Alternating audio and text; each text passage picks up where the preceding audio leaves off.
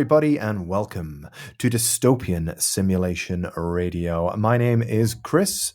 And I'm Linz. And together we form the, I don't know, Power Rangers? Does that work?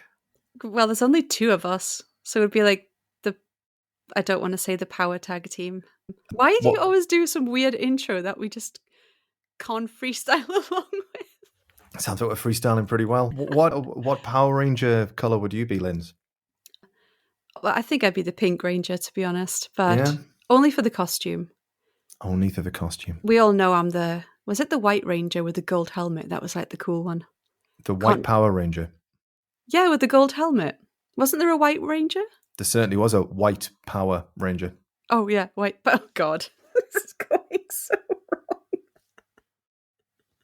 Anyway. But what about you? I think... See, I always liked the Red Power Ranger when I was a kid. I feel like you're a Zordon. So, what were those like little things that like crawled out of Cruella Creep's like dungeon or whatever and just went like... You mean Ursula? She wasn't called Ursula. She wasn't called Cruella. That's like 101 Dalmatians. No, I know, but what was she called? Wasn't it Ursula? Google. This is going to get on my nerves. I am sure it's like she's got a funny kind of name. It was Rita Repulsa. Rita Repulsa. That's so punk rock. Yeah. What was the little man that went, ay? Alfalfa. What's his name? Alfalfa? I don't know. I'm just saying things that are vaguely right. Do you know, and this is 100% true, you know the big giant floating head? Do you know that he only recorded all of his lines once? So he only got paid for one episode. No. Yep. Oh, that's terrible. Should have joined a union. Yeah. Okay, moving on. Hello, everybody. And today we've got a very, very interesting conspiratorial episode. But before we get into that, we must, of course, thank all of our Patreons. You can join our Patreon over at patreon.com/dystopian simulation radio. And there's lots of different content that you can get on there. If you do the highest level, which is, I believe, £5, you can get access to our additional podcasts that we do. Sometimes we do solo podcasts. We do ones together. We're going to be recording one after this that's going to be going out in the near future. So make sure that you join the Patreon and you can be like one of these cool kids. You can be as cool as Ethan Kaffler, I believe that's how you pronounce your name, Michael Cunliffe, A. Hawk, Chris Lebowski, Beatrice, Ordained Sinister Minister, Devon Sweatshirt, Graves, Riff Cult, Cropley Crab, Cash Brodios, Creepy Paper, Jamie Sook, Lindsay Keller, Michael Wright, Kelsey Carruthers, Linz Gibson, Drake Halvig, Michael M, Wesley Akers, Riaz K, Emily Medeiros, The Toxic Avenger, Pip, and Philip Hoffman. Thank you, everyone. And also Michael Cunliffe. You mean Cunliffe? Put some respect on that man's name. A Freudian slip there, excuse me.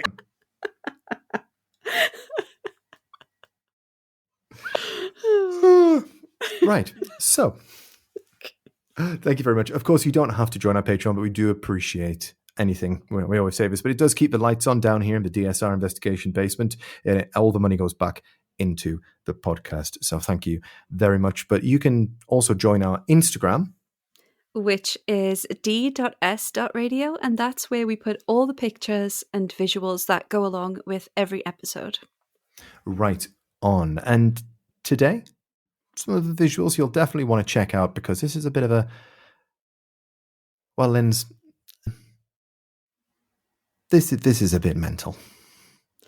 More mental than it usually is here in the DSR HQ?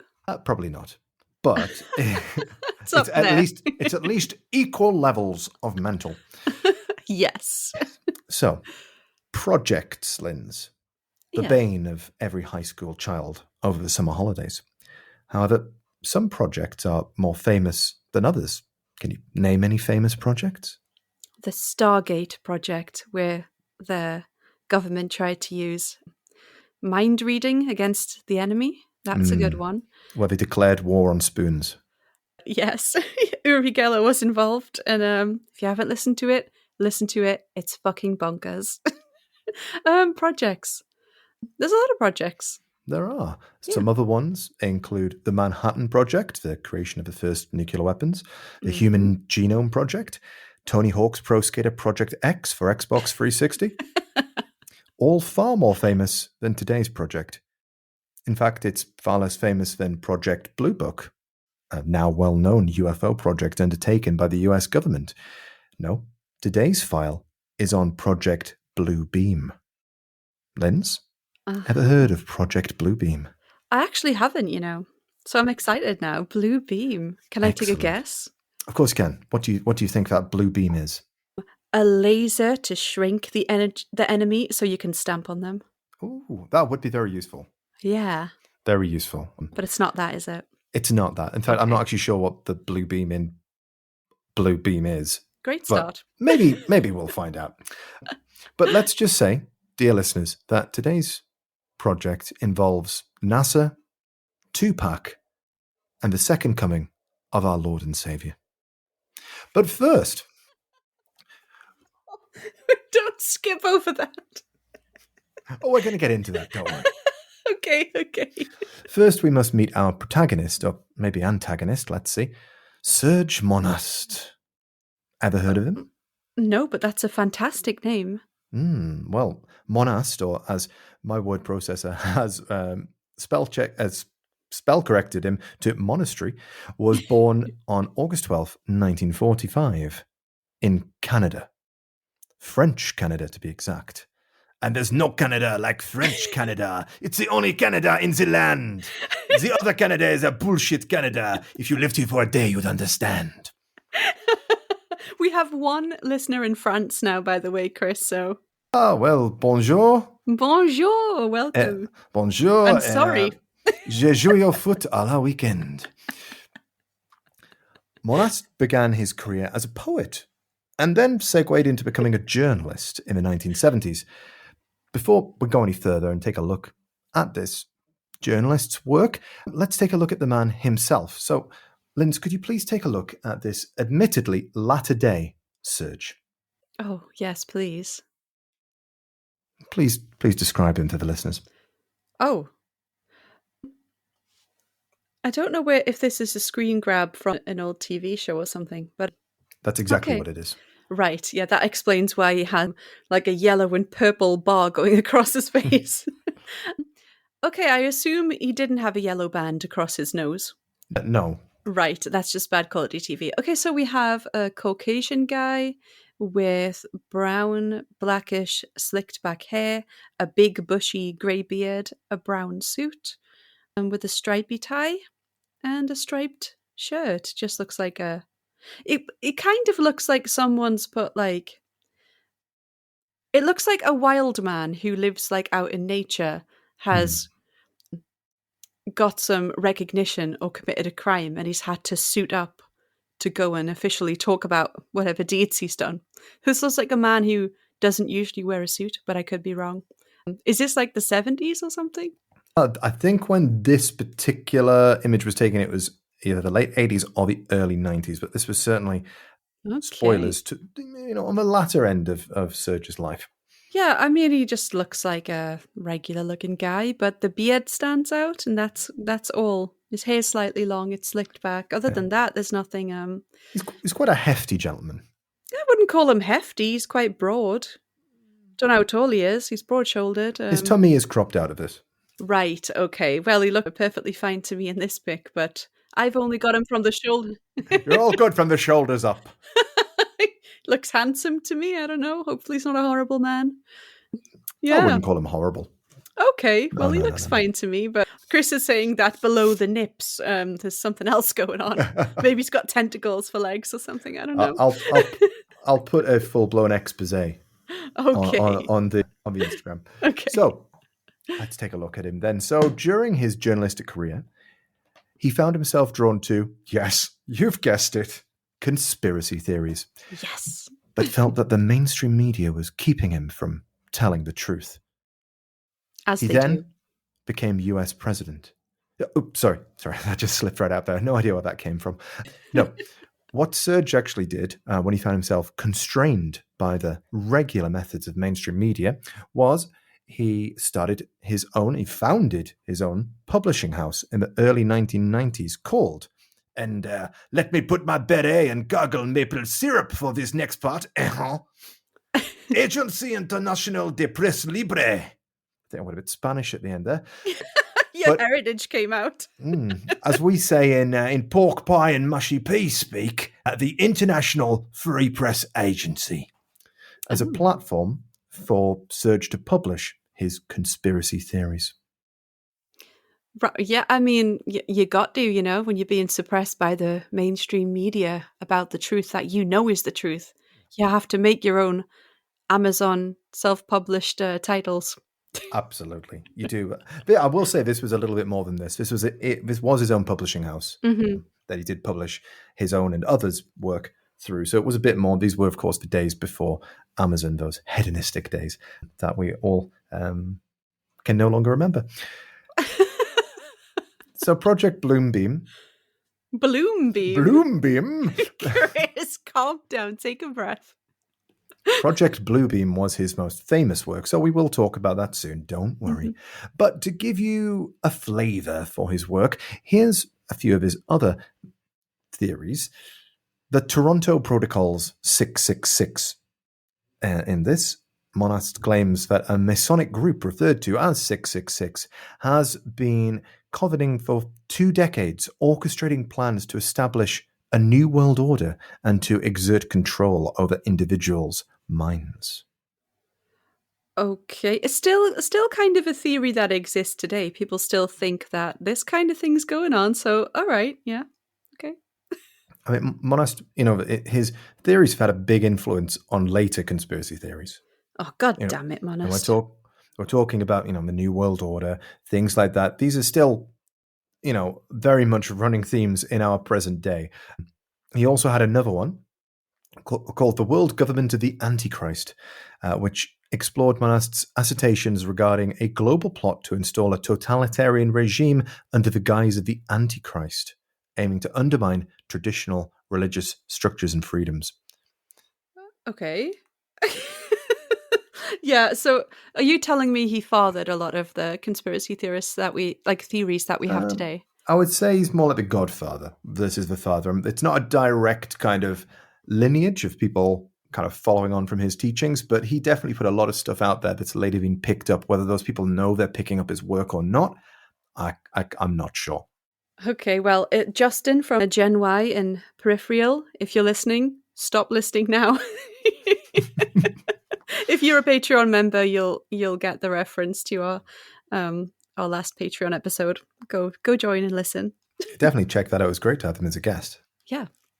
And definitely, Justin, don't listen to the final one I'll tell you about, which is Total Control 666, where Monast discussed the concept of total control over humanity, symbolized by the number 666, delving into topics such as surveillance, microchipping, and other methods that he believed were being deployed to dominate and manipulate the global population. I mean, he was quite ahead of himself, wasn't he? If this was the 90s and he's like, oh, the microchipping and everything, like he was quite ahead of himself, because now there's a possibility of actually microchipping people. Yeah. I mean, yeah. As you'll see from Project Bluebeam, a lot of the things I've just mentioned appear in this as well. So he definitely has variations on a theme that goes on. It goes to some extreme lengths, what we're talking about. But if you take it just as you're saying here, you're talking about, tracking people via microchips. If you're talking about surveillance, I mean, these are things that are already part of our world. Yeah. Certainly surveillance. I mean, over here in the UK, it's one of I think the UK has got the most CCTV cameras per, I don't know, whatever it is, square mile in the world. So these are all things, and let's not even get started about China's monitoring system. Yeah, not that it helps to have all that CCTV, because if you go missing in the UK, the police still can't be bothered to check it. So, no. Surveying for what? Oh, sorry, mate. I don't know what the password is. Yeah, exactly. Oh, sorry. It's been a month. It's gone. But as you can see, we're dealing here with a man who has deep accusations of the New World Order for life. Themes often explored were deep-seated concerns about perceived threats to individual liberties and sovereignty posed by clandestine organizations and overarching governmental entities. We also find ourselves in similar territory to the Denver airport conspiracy, if you remember that from our archives, Linz. God, that's the silliest one yet. One of my favorites, so check it out. Sadly, Monast was not involved in that conspiracy, as the Denver airport was only being constructed in his kind of latter years, and the conspiracy only really picked up steam shortly before Monast's death in 1996. Spoiler. I don't know if you did R.I.P. You would have loved the Denver airport. But if you saw that picture of him, you'd probably have seen that coming. Not a fan of the treadmill, was War Surge. Stop fat-shaming him. Hey, I look like Jabba the Hutt. I can do it. It's fine. You do not. It's been winter. Give everyone a break. Okay. Finally, let's move on to Project Bluebeam, a mega conspiracy that can be broken down into 5 distinct stages. And after each one, Lindsay, I would like to get your comment on that particular stage, or what you think about it, and how likely you think these things might be. Okay, I can't wait. So, stage 1. Stage 1 involves governments worldwide fabricating earthquakes in order to unearth lost text, which would undermine and discredit existing religious texts such as the Bible, Torah, and Quran, amongst others. Monast said, "What is important to understand in the first step is that those earthquakes will hit at different parts of the world where scientific and archaeological teachings have indicated that arcane mysteries have been buried." Ooh. And the knowledge gained from these newly discovered texts would rewrite our history, and in some cases would destroy what we view as traditional values. So that's stage 1. So let's break it down a little bit. Linz, what do you think about this idea of, firstly, fabricating earthquakes? Well, as soon as you said that, I was like, me and Justin and I were talking on the Patreon episode about the fog. Justin and I were talking in the Patreon. Well, fine, well, start your own podcast with Justin. I'll start my own. Well, maybe if you show up now and again, Chris, you could be part of it, milkshake boy. You did a whole Lynch episode without me. I could have been talking over some jazz with you. That was not an episode. That was just an outpouring of genuine emotion. Oh, okay. Anyways, I miss that man. Oh, okay. Let's not get sad.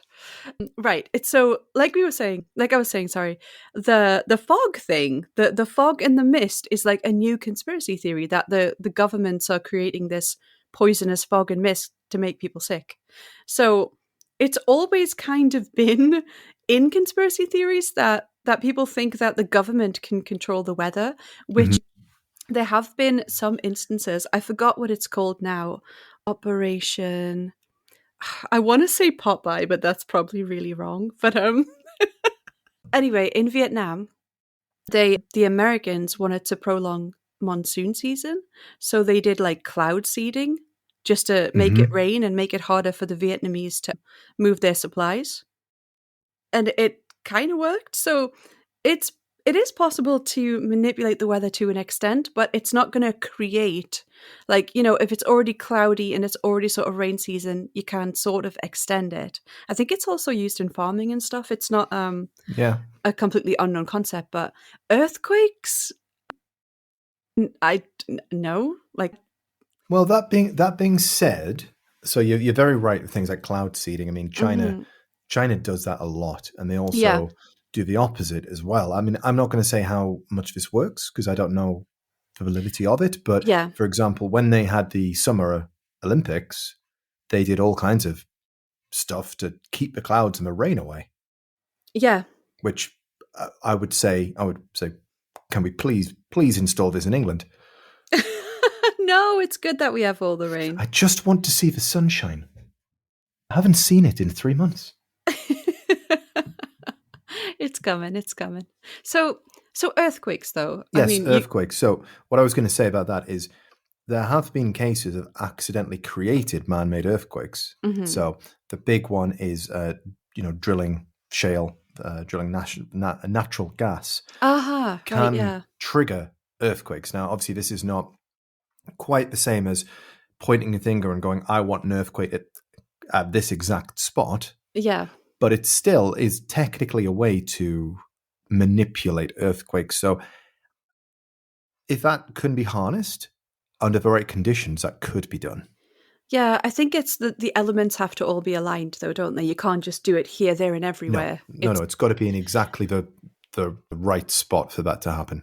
So Serge, right? He thinks that the government will do this in order to unearth old religious text that will. Not just the governments worldwide. Okay, governments. Yeah, so want imagine to that this do is that. being done by the. So some of the key players that are in this will be, NASA, who've got the technology to execute the UN's will. Okay. But yes, so he believes that there will be fake earthquakes and that, it'll crack open a new cave and, the reporters will flood in and there'll be a text sitting there, on a golden pedestal and they'll say, what's this about then? And then they take it away and they go, oh, bloody hell, it says that there was a God beforehand and it was not Jesus. And it says that actually you should covet your neighbour's ox.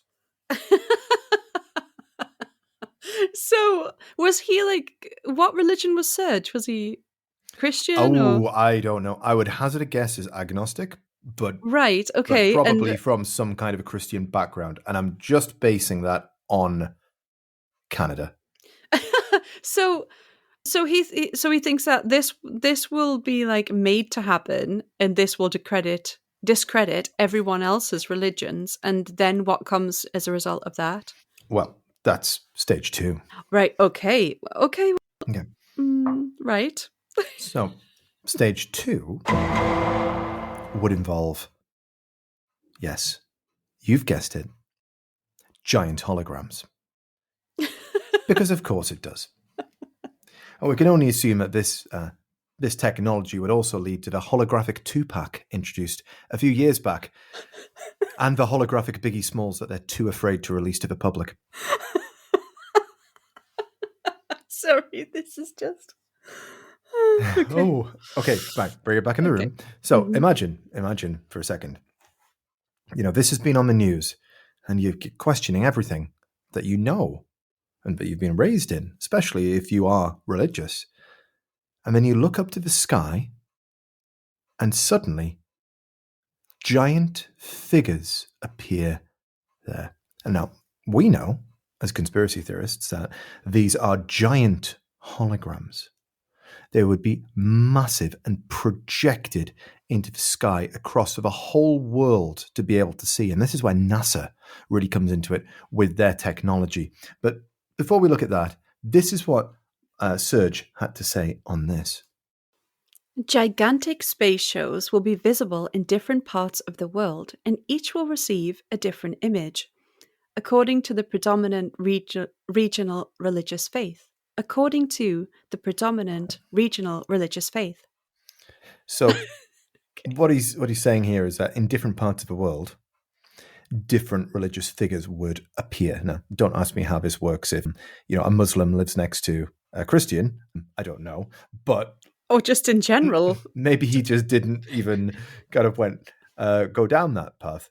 But what he's trying to say here is that we would see Jesus, who would of course appear, but in other areas there'd be Buddha and Muhammad, and indeed every religious figure, all speaking in different languages around the world, until they all merge together to form a new universal God. I'm starting to feel like I now know why you mentioned the Power Rangers at the start of the episode. Are you saying this was a morphing time of the gods? Yeah, it was like, go, Jesus, Buddha, Mastodon, Mohammed, pterodactyl, triceratops. Ancestors from Shinto, go! I don't think you could project Muhammad, though, as part of the problem. Well, I think that is obviously a problem in itself. But if it's the real Muhammad who's appearing, as opposed to a depiction of it, because we know it's a depiction, but it's still a depiction. We might want to backpedal on this. I mean, Although he is often represented as a symbol, so you could project the symbol. Yeah, well, however he'd be represented. But I mean, again, in this particular image that Serge is talking about, it's the actual Muhammad that's appearing. So it kind of gets around that issue if you're looking at that. But oh my gosh, you've just broken a memory that is relevant. I'll say it quickly. In Vietnam, I went to a church where they worshipped every god of every religion, and they had them represented around the temple. So it's been done, unfortunately, Serge. It's been done. Well, I mean, this is true. This isn't, an idea of, that there is one God and it's just different ways that people have interpreted him around the world. And that this is this universal God that is being put forth. This would be achieved by holographic satellites launched by NASA, who would be complicit in this conspiracy alongside the UN. So, Linz. Yes. Thoughts on stage 2? It just sounds hilarious. It's like that ABBA concert where they projected them, but with the gods. Mm-hmm. That's exactly what it is. I think you're going to get to the point of it all and what he expects to be the reaction of that happening. But right now, it doesn't make much sense to me of why you would need an earthquake to crack open a cave and then you'd be projecting. I just don't get it. The New World Order, of course. So okay, right, yes. The idea of it, where we're going, and we'll look into it, but basically these are all steps towards the ultimate goal. So the cracking open of the cave is pouring water onto the fire of existing religious beliefs. Then you have the religious figures appearing in the sky and then merging into one, this God that's referred to in the text. So people can find a way in their own kind of religious hearts of saying, well, I understand now that I was believing in a tentacle of the giant spaghetti monster before, but now the flying giant spaghetti monster I can now believe in. But that's a sin in itself, though, isn't it? I just don't think people would be that easily swayed by a hologram in the sky. I think they'd just be like, well, my book says that, I shouldn't worship any other god, and this is another god. Well, Linz, and there's an ultimate god. He's not the arm of a bigger transformer god. Linz. Yes? We're only on step 2. Give it time to marinate, woman.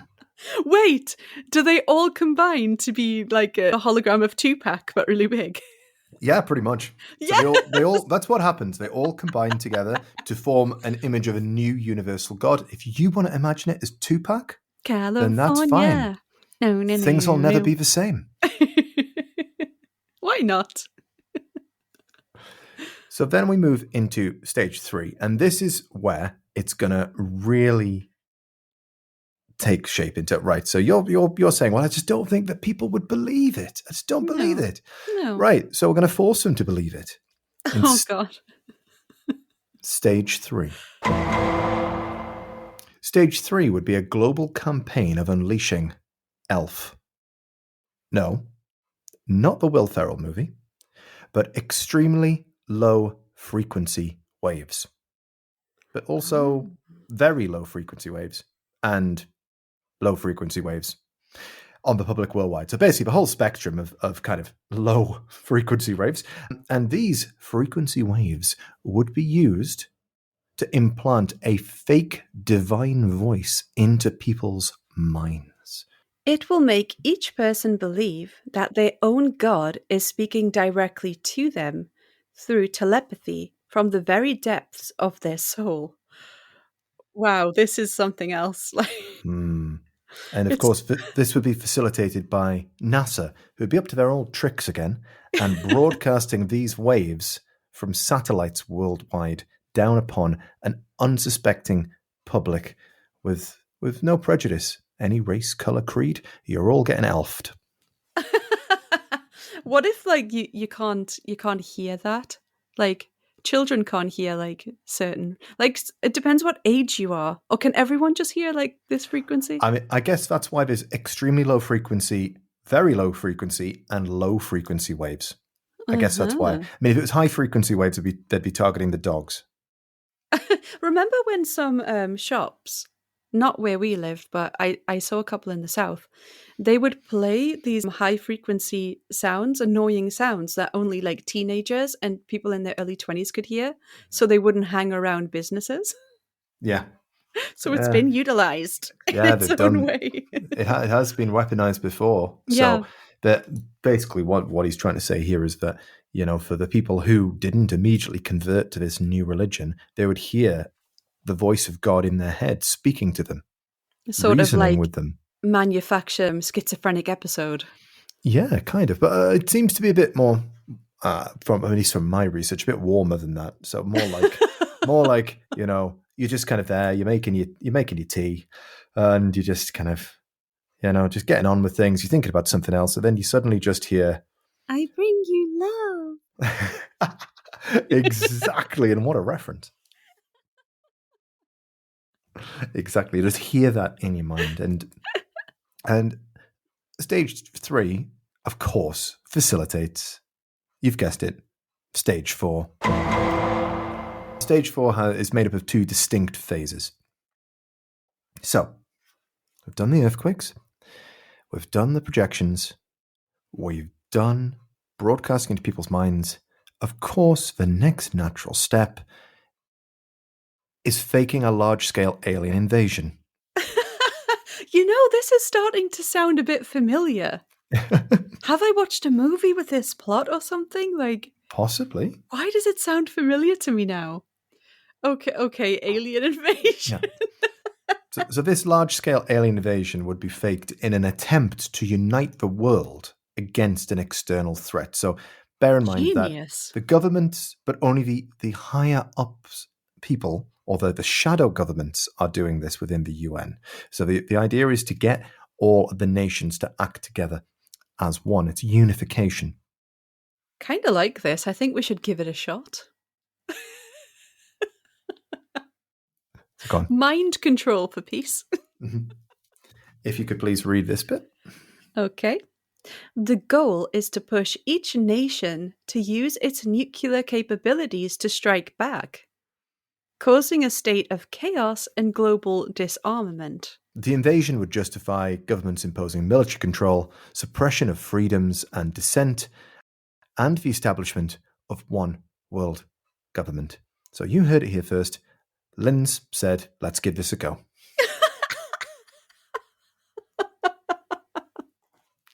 The second phase. Listen, I had a way more innocent view of how this could be used for the greater good. But yes, I did forget that this was a whole new world order thing. Yeah, let's suppress freedoms and launch nuclear weapons. Yeah, great. Listen, great. I felt weak for many years and I just want to feel powerful for once. So the second phase of stage 3. So after we've dealt with this alien invasion, we've unified, and we're starting to unify, and there's this one world government emerging. The second phase involves, yes, more holograms. Get your money's worth, fellas. But this time it would be holographic ghosts of demons and spirits that would appear not necessarily in the sky, but on the ground around the place, scaring people, and they'd try and destabilize the last holdouts of the old world faiths. With demons and vampire holograms. Exactly. And what happens when someone encounters one of these demons and realizes they can walk straight through it? Well, of course you can. It's a ghost. Yeah, but they can't harm you. So they'll just be like, it'll just be like wearing annoying like VR goggles or something. Well, I guess that at this point, you know, complete lockdown has been given, so you can't leave your house. You peek out of the window and you see, you know, Beelzebub stomping down the street. You go, that would be awesome. That's a new wrinkle to this. That would be actually awesome. Someone could hack it and start putting like Rambo and like Arnold Schwarzenegger and stuff in there. wrestlers. Imagine that. That would be really fun. I mean, I'd be here for that, Yeah. if you just suddenly see a giant John Cena walking down the street. Yeah, just like 20 foot. That would be so cool. That should By be the an way- actual place you can go to for fun. By the way, everybody out there listening, and by that I mean Wes, John Cena finally turning heel. I'm so here for it. Did he? Oh, yeah. And he's got hair. Well, he doesn't really. Okay. Oh, Is it like a turkey job? No, I wish he'd had one of those. Is it a toupee? He's just got a very big bald spot on the back of his head, and it's Aw. not being covered up very well. And he's got fantastic hair at the front, but at the back, not so much. And I think he should just get plugs because he's a lovely guy. I think he should get plugs because he's a lovely guy. I don't know why that's such a funny sentence. Anyway, enough about that. Yeah. Let's see what Serge had to say on this. The ultimate goal is to establish the Antichrist's rule, a world without resistance, where all humanity is under submission. Or as you and I call it, Tuesday. So these projections would establish mass hysteria and push people into the arms of a new world religion that had already been established in stages 2 and 3. What's the religion called? Did I miss that? It doesn't have a name. It's just the one world religion. He went to all that trouble and he didn't name it. Yeah, I think it's just a new universal God. So I think it's probably just called, well, the God itself is just God. The ultimate. And it's all come together. Yeah, the Megazoid. Yeah, the Megazoid. Oh, kneel to the Megazoid. That's a new sticker for this year's merch. Kneel to the Megazoid. Yeah. So, just John Cena with plugs. Just go to Turkey, mate. Just go. That's another Easy sticker. jet fly there. Right. So what do you make of this idea of using holograms again to broadcast ghosts, demons, and spirits around the world to establish mass hysteria? Mass hysteria. I like it. I don't like it. I'm for it. Oh God. I like the hologram thing. I think it would be really fun. But yeah, as a whole, I don't like this. But I can see it happening this day and age without all of the silly pieces, like the holograms and the fake earthquake. I can see that on a less insane scale, like being pushed in the next 100 years. Because the world's gone mad. Yeah. Like In some places, there are elements of this already. Yeah, I don't want to mention them, but I think we all know what places we may be referring to. It's not really that off the wall. It's kind of happening on a smaller scale, I would say, as we speak, which is terrifying. But yeah, I mean, it's bonkers, and it contains elements of lots of different conspiracy theories and sort of like conspiracy theories that people still believe in right now to this day. Yes, absolutely. There's all kinds of things that you can actually reflect upon in actual life here, which is well, I mean, that's just peachy, isn't it?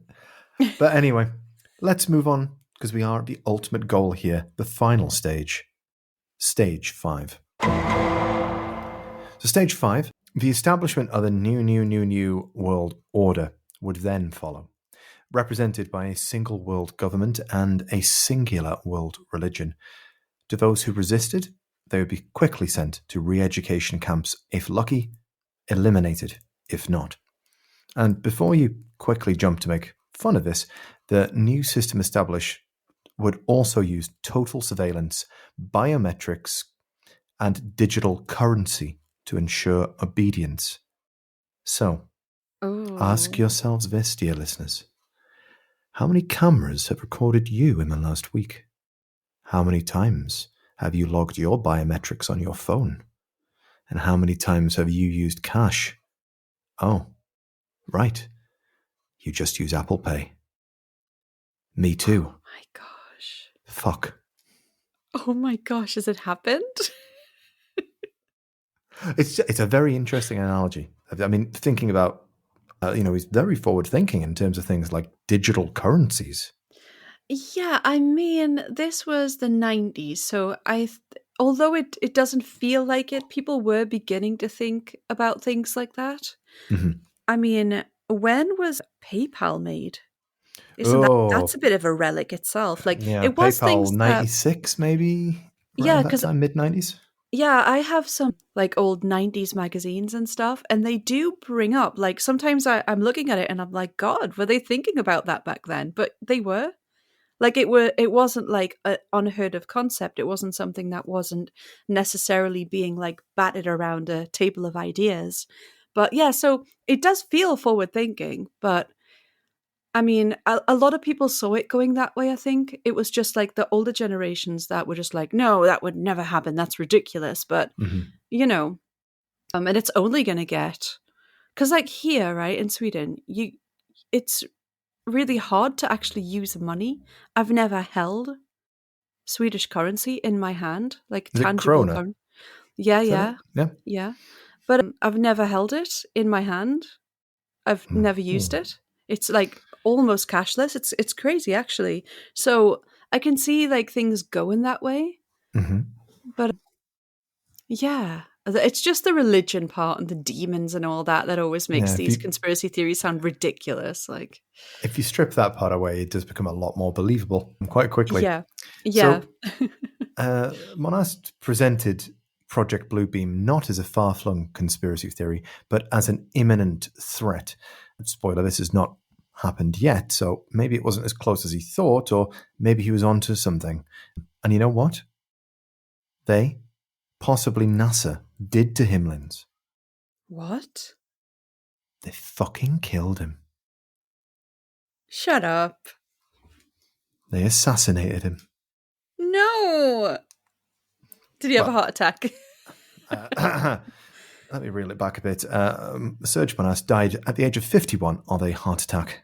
I knew it. Obviously, he was a picture of health anyway, but his supporters say he did not have a history of heart conditions, but did have a significant history with Kentucky Fried Chicken. Chris! But to be honest, though, a lot of people, they actually don't go for checkups. They don't go to the doctors. They don't have a history of anything because they never go. So it's not that weird to go, oh, he didn't have a history of it. It's like, yeah, he probably never got checked out. Exactly. And, I'm making light of the situation, but, he wasn't in tip-top condition. So going against, saying, he didn't have a history of it, he probably didn't need a history, really. No, if it was a freak accident and it was like unexplainable, maybe I'd be like impaled by a spike. Yeah, the man died. Let's not joke. But too much. the conspiratorial element comes into it, though, that the day before his death, he was arrested for unknown reasons and thrown in jail. Ooh. So some have accused that he was subjected to poisoning, or somehow a heart attack was induced by Buzz Aldrin, I assume, killing him dead. One of his close associates at his publishing company also passed away of a heart attack just a week earlier, fanning the flames to conspiracy theorists that this was not a natural heart attack. Oh, but if it's like in terms of things like poison, I mean, they do look for stuff like that. Mm-hmm. It's like if there's something more to the heart attack, they generally kind of know, not all the time, but toxicology and stuff. But well, then again, they don't always do. I don't know. They don't always do. It's only in suspicion of foul play. Yeah, exactly. And if the government comes along and says, "Well, maybe you just don't do that report." Oh, that is weird though about the other guy in his office. How close did he die to? A Serge? week, 1 week early. Okay, that is a bit weird. Unless they were getting the same Uber Eats orders every day. That is the conclusion I came to. Yeah, that is weird.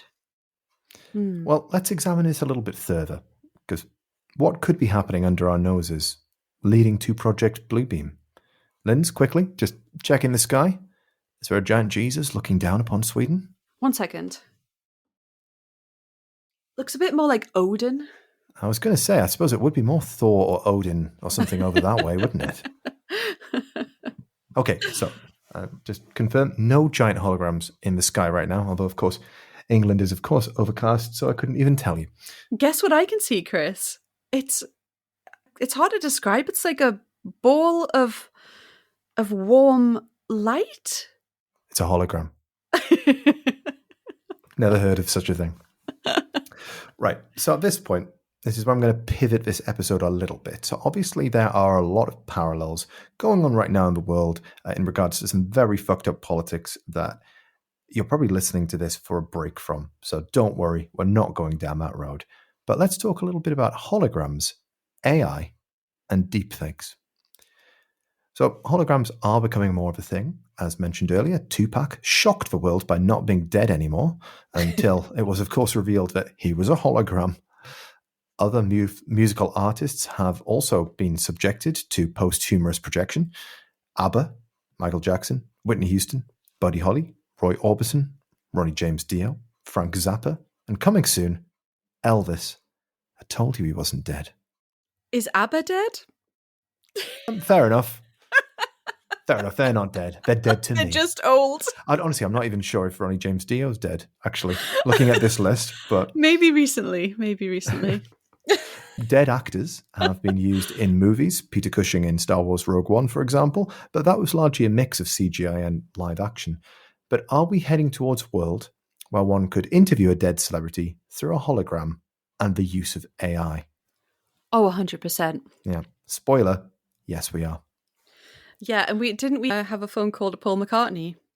We did. We spoke to Paul McCartney, but of course he is still alive if you believe that side of the theory. Yeah, whatever, Chris.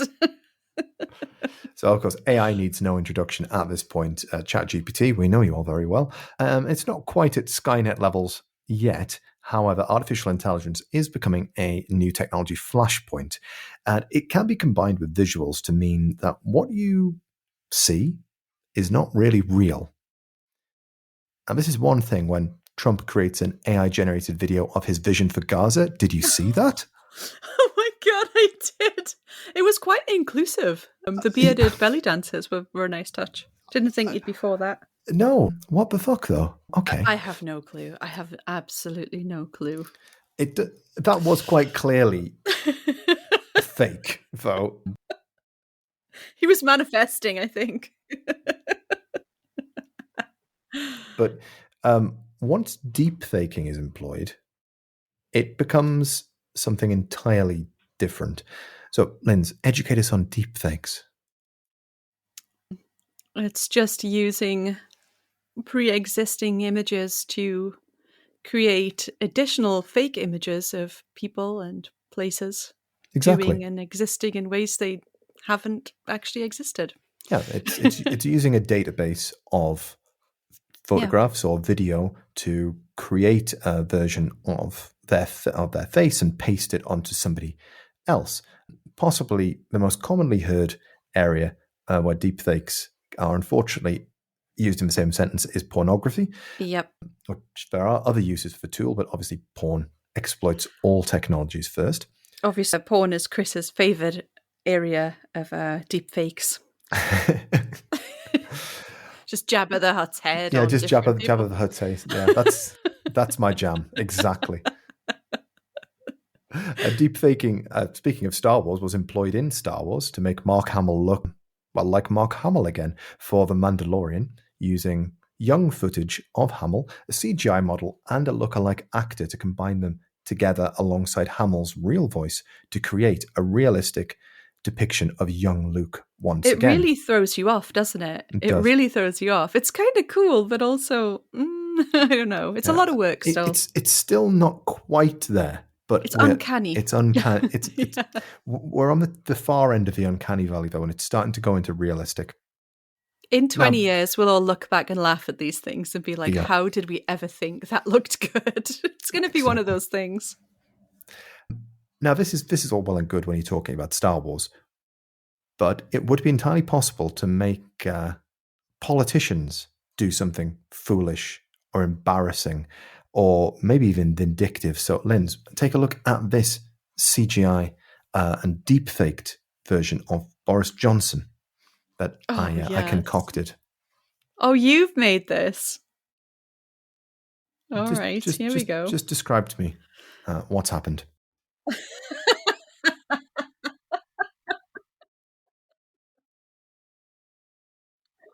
Well, that is not a deep fake, Chris. That's a...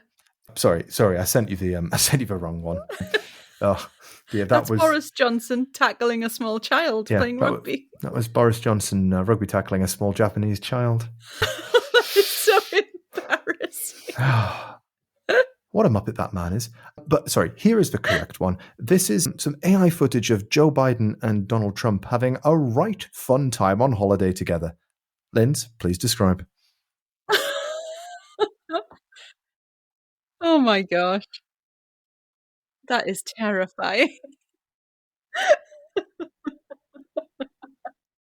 Oh my gosh, that is horrific. It's like a buddy comedy with an AI generated song. And they're both smiling consistently in every clip, like having drinks on the beach, doing some, like, I don't know, wakeboarding or something. I don't know what the fuck.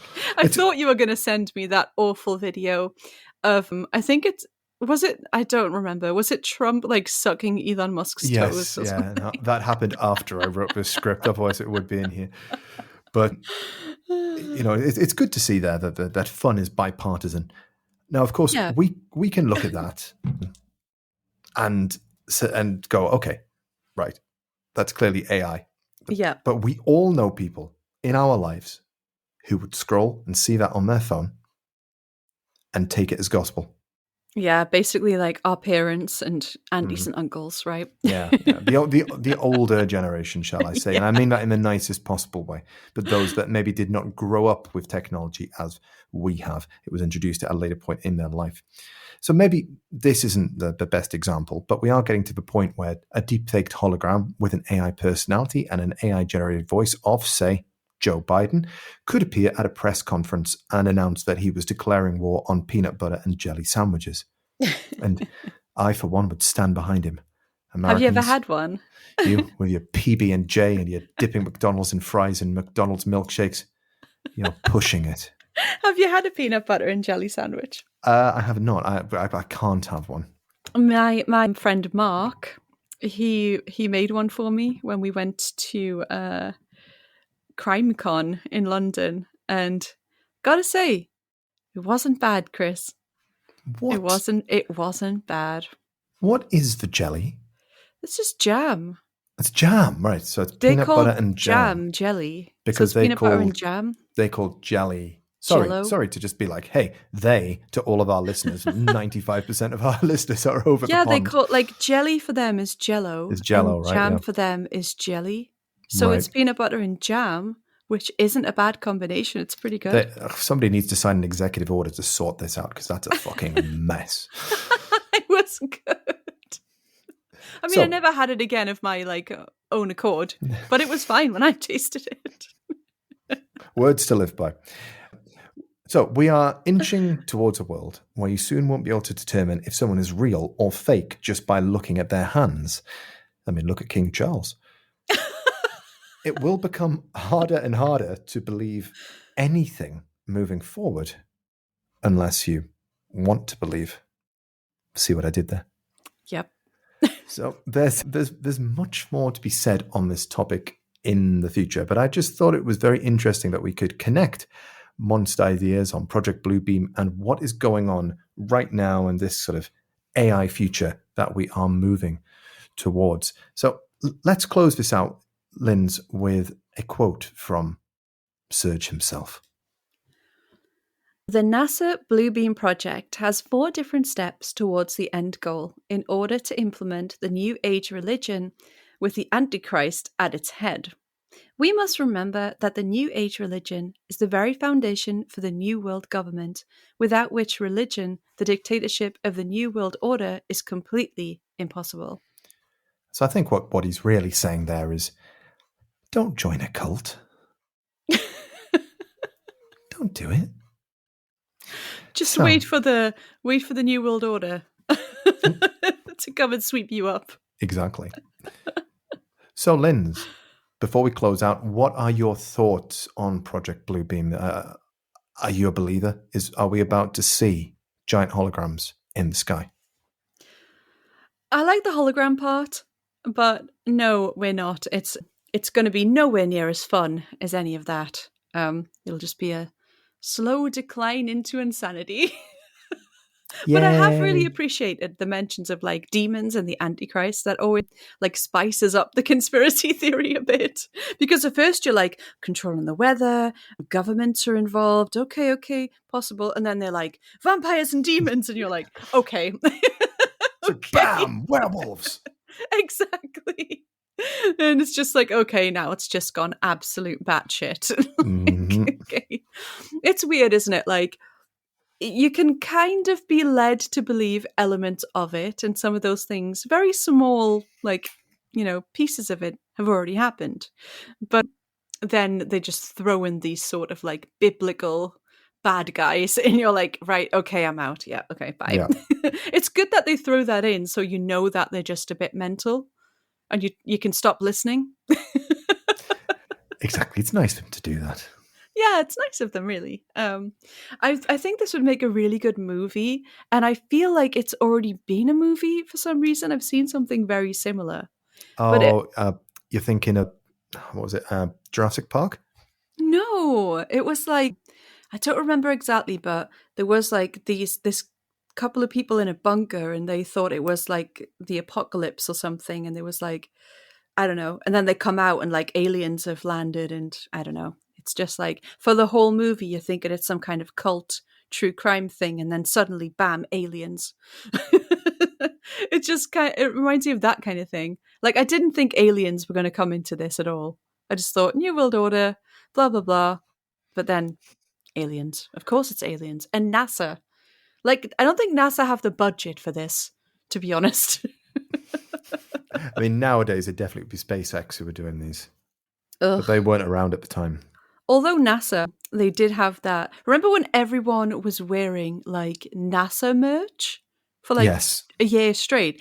Everyone had like NASA sweaters and like everything, and like it was in H&M. It was everywhere. Like they just started licensing out the NASA logo. Maybe they made enough money from that to actually implement this long stewing and marinating conspiracy theory. It's time. But no, I have no clue. Like, I love this because it's just madness, and it's been a long time since we did like a conspiracy theory based episode. I think Stargate was the last one we did, maybe, or MK Yes. Ultra. I'm not sure which we did first, but Absolutely. Well, if you haven't heard those, please go back into the archives and dig them out. And also, just to end on here, we're using a different method of recording today. I don't know if you've noticed, but please let us know. What do you think? Is this all sounding good to you?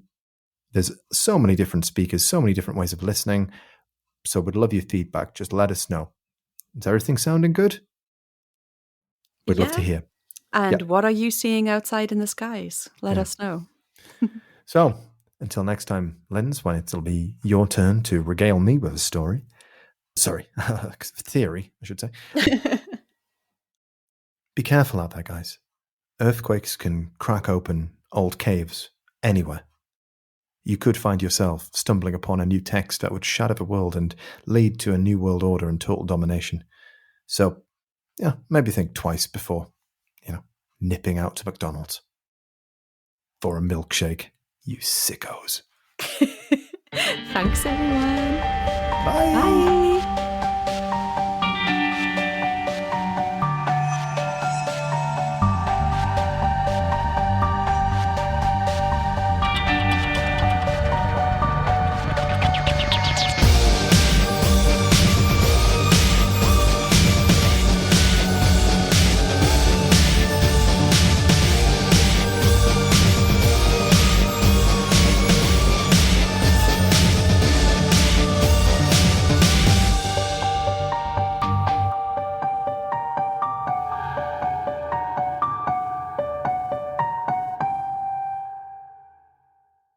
The end goal is the establishment of a new world order who would then follow.